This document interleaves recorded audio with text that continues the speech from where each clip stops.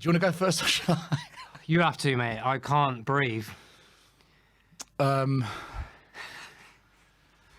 So I can't believe it. Steve, Right, first of all, actually, yeah, I can get some momentum here, right? Yeah. We just complained about some substitutions, but one of them that came on, Steve Bergwijn, who didn't just score one in the last minute, he scored two. So, oh man, Antonio. all right, listen, Simon, very quickly, right before we get into this, Oh, wow. initial reaction. My initial Did we reaction. get away with that, or was it well deserved? If you were not watching the game, but you saw like statistics or like possession and stuff, and you were just like Chances looking at your phone, created. you would be like, "Oh, yeah, that's a pretty good win." Like if you didn't realise that both our goals were scored in that way.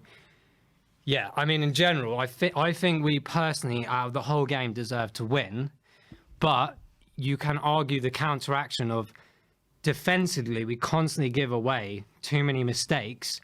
So do we even deserve to win in that capacity? But in general, right now, as a Spurs fan, which I haven't seen, literally, I haven't seen anything like that since the Champions League, the semi-final. Like, I haven't seen that.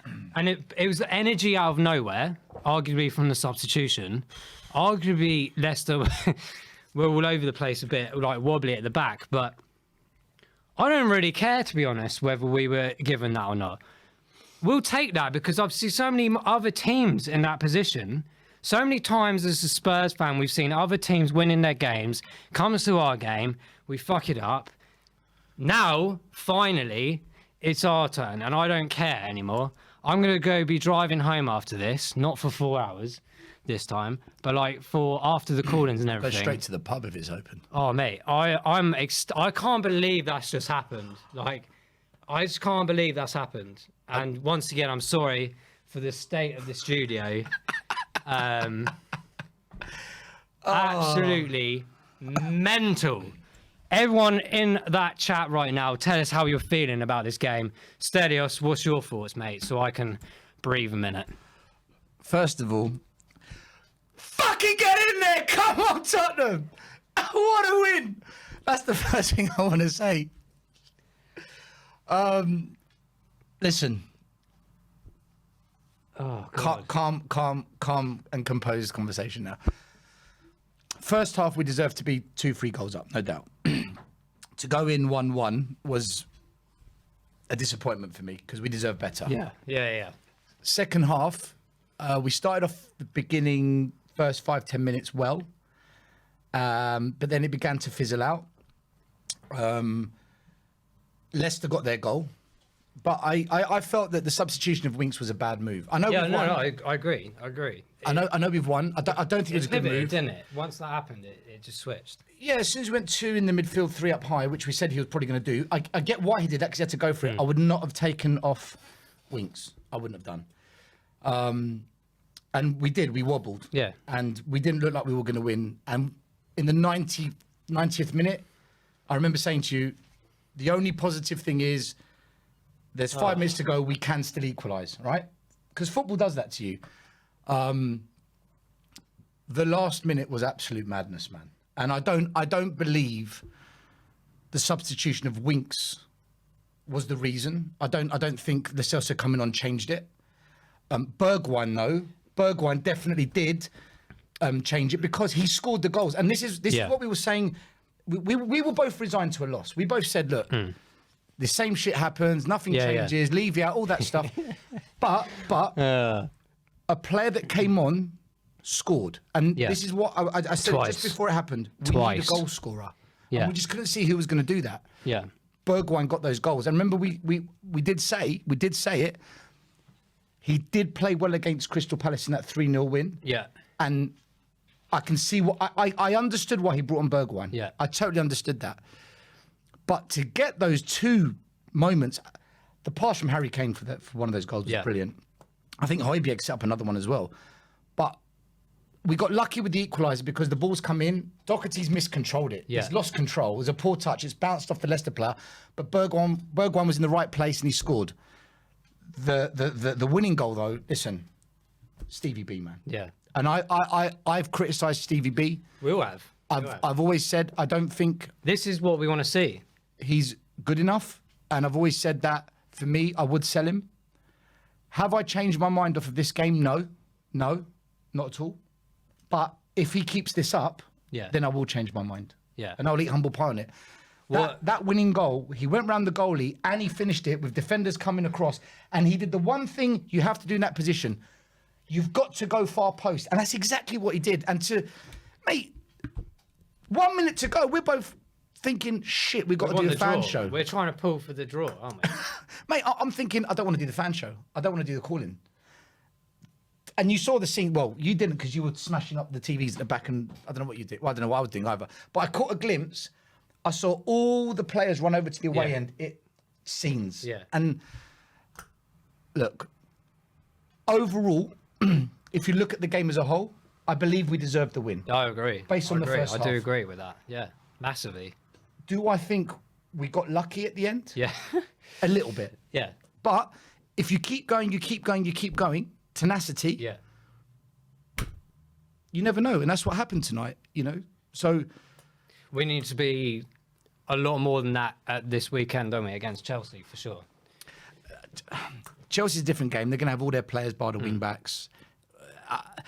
If we can take momentum from this game into Stamford Bridge, who knows? So the way we But ended I'm not judging this one Yeah, game. yeah. The way we ended that game, though, Going is forward. something I mentioned, and many others do. I don't like this philosophy of continuously playing with so many defensive midfielders, and I know why. As I said, our defence isn't good enough, so we have to protect it. However, I always believe that the positive approach should be put your attacking players on there and try and get the goals. Because once Lo Celso and Stevie Bergwijn and Harry Kane and Moura are on there, they couldn't handle it. And it was for a good 5 minutes or so that we were actually started to do things. Why can we not do that from the offset and start with that kind of formation or starting strategy rather than switching it up in the last stages? We might concede, but there's that whole approach of we need to score more than them. Sometimes that approach works because actually the confidence builds in that the defenders want to go, actually, we want to protect this more. Whereas at the moment, you play the two defensive midfielders, or even three in this case, as a team, albeit Leicester weren't strong enough. I do not like Spurs playing with three holding mids. I don't even like them playing with two holding mids, Si. Yeah. We only need one holding mid. I believe exactly. our strength is playing these fringe players, the Hills, the Bergwijns, the Lo Celsos, the ones that a lot of them have written off, and I've written off some of them too. Yeah. I'm just as culpable, but I want us to be a more attacking Yeah, but team. why don't we do that? Well, we didn't do it under Mourinho either, or Nuno. Right. So this is the difficult thing now. If I question why Conte does it now, No, tell me. I'm listening. the backlash is going to be, but we won still. Yeah, forget that a minute. But we- we've seen what happens when it happens. Yeah. We've scored 2 goals in the last minute because there were 4 or 5 attacking players. I just think the way Conte's system works, 3 at the back, 2 wing players, he only has 3 in the midfield. Yeah. And because he only has 3 in the midfield, he will always have at least 2, sometimes 3 in that holding mid. It's because of the system. If we didn't play with these attacking... Let's be honest. What did the fucking wing backs do today? Yeah. Not one goal came from the wing backs. Not one. I would say Doherty had a one positive assist. game, though, didn't he? Did he? I think he's a lot... Let's compare him to all the games prior to this. I thought he was doing all right. But he didn't do anything magical or anything. If you judge someone from rubbish, if they're average, you're going to say, oh, that was good. Yeah. No, that was average. But you're judging it from a low starting point. An improvement. I do not believe Conte's system with the wing backs is the way forward. Right. I'm against it against good teams. Against lesser teams, Norwich, Brentford at our ground, a depleted Leeds. Yeah, do it. It works. Yeah. Do it. But games like this tonight, Chelsea's, Arsenal's, no. And they've proven again they're not good. We don't have the players for those wide areas. Having said that, down the middle, we showed it against Liverpool. Yeah. Every single goal tonight, guys, everyone watching the show, all our goals came down the middle. That is our strength. Yeah. I would personally go to a back 4.